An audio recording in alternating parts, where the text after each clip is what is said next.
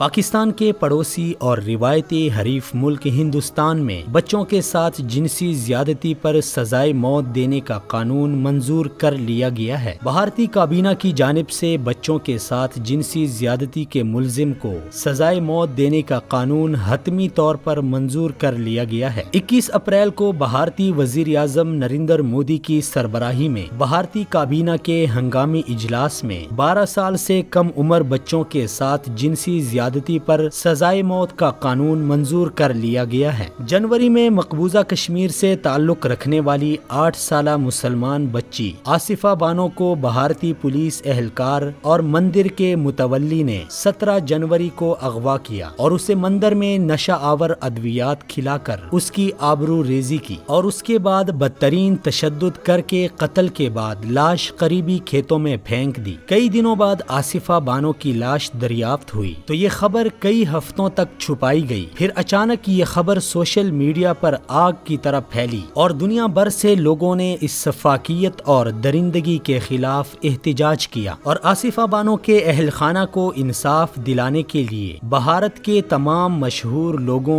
بشمول اداکاروں اور دیگر سیاسی لوگوں کے شدید احتجاج پر بھارتی سپریم کورٹ نے بالآخر 3 ماہ بعد از خود نوٹس لے لیا، جس کے بعد آصفہ کے ساتھ زیادتی اور قتل کے جرم کے مرتکب مندر کے متولی سانجی رام، اس کے بیٹے وشال کمار اور مندر کی سیکیورٹی پر مامور پولیس اہلکار دیپک کھجوریا کو گرفتار کیا گیا، جبکہ دنیا بھر سے اس واقعے پر شدید تشویش کے بعد بھارت شدید دباؤ میں آیا اور اسے یہ اقدام اٹھانا پڑا۔ بھارت میں ہر 15 منٹ میں ایک خاتون کا ریپ ہوتا ہے۔ دنیا میں عورتوں کے لیے سب سے غیر محفوظ ملک بھارت ہے۔ اس عالمی دباؤ کے بعد بھارتی کابینہ نے بچوں کے ساتھ جنسی زیادتی کی سزا موت قرار دے دی ہے، جبکہ بھارت میں اس سے پہلے بچوں کے ساتھ جنسی زیادتی کے مجرموں کے لیے کم سے کم سزا 7 سال اور زیادہ سے زیادہ سزا عمر بھر قید تھی۔ آصفہ بانو کی قتل کے بعد پیدا ہونے والی صورتحال جہاں نریندر مودی اور بھارت کے لیے شرمناک اور ذلت آمیز ہے، وہیں ہندوستانی پارلیمنٹ بھی ریپ کے بے تحاشا کیسز کی وجہ سے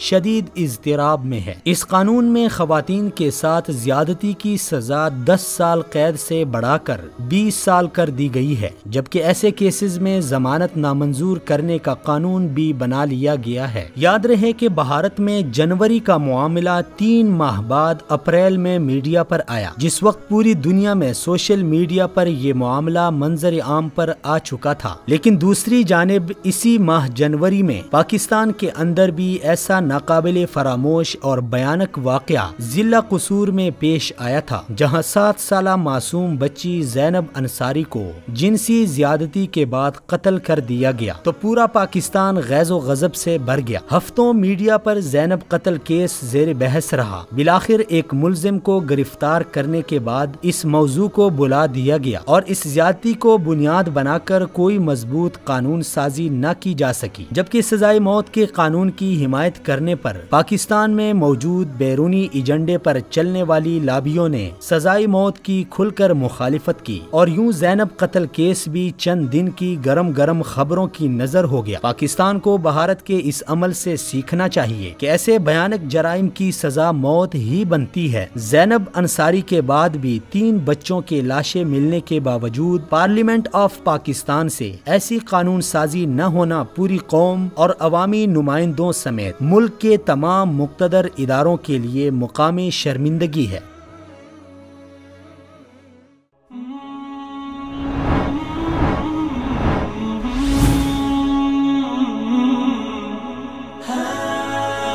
دنیائے اردو کا درخشاں ستارہ وصال اردو۔